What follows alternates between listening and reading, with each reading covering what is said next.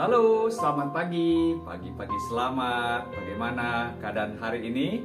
Sebelum kita beraktivitas, mari kita berdoa dan membaca bagian daripada firman Tuhan. Kita berdoa.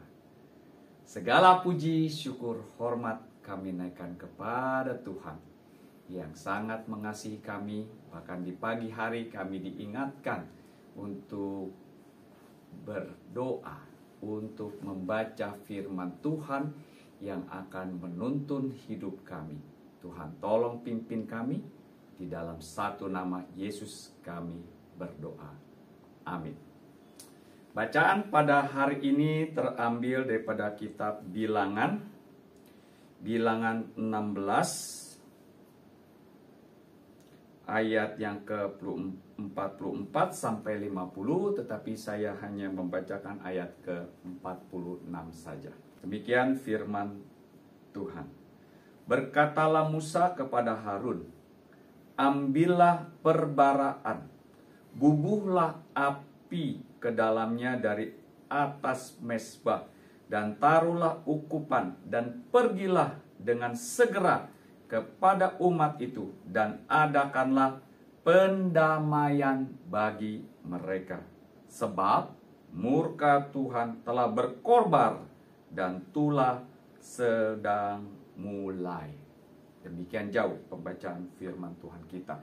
Kalau kita baca di kitab Bilangan pasal 16 ini, di atas kita akan mendapatkan satu cerita di mana Harun mengalami diejek, dihina, dipertanyakan tentang keimamannya.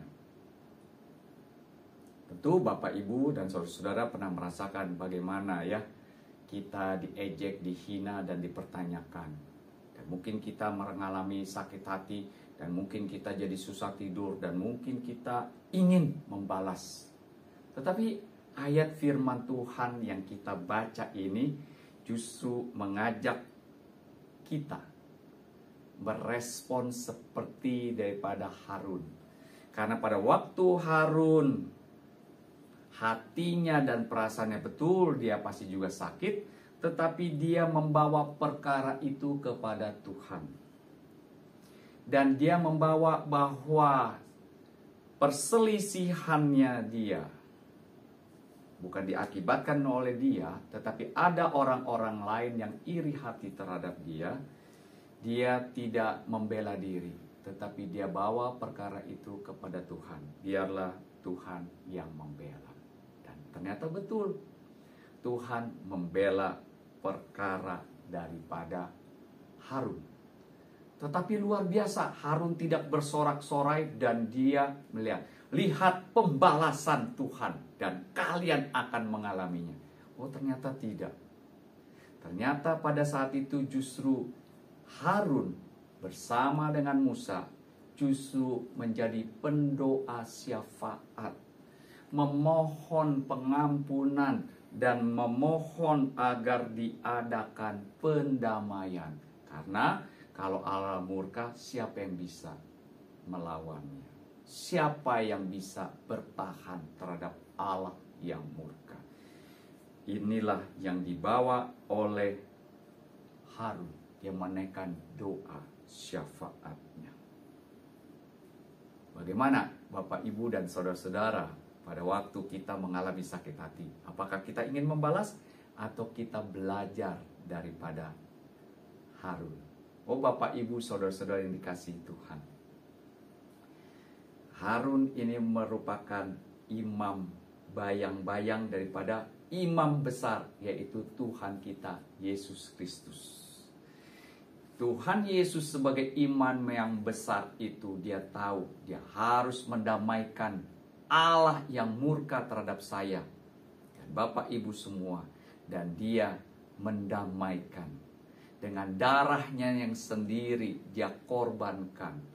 Darah yang kudus dan suci itu menyucikan kita, dan sehingga kita boleh mendapatkan pendamaian. Dan pendamaian tidak bisa dilakukan oleh siapapun juga.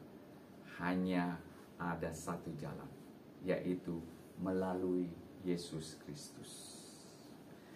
Dengan terjadinya pencurahan Roh Kudus, maka saya dan Bapak Ibu dan saudara-saudara sekalian, kita tahu bagaimana kita juga menjadi juru syafaat bagi orang-orang di sekitar kita. Maukah kita?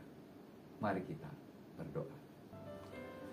Bapa kami yang di dalam surga, kami sudah membaca firman-Mu, dan biarlah firman-Mu ini menjadi pengingat kami di saat kami susah hati karena diejek, dihina, dan dipertanyakan.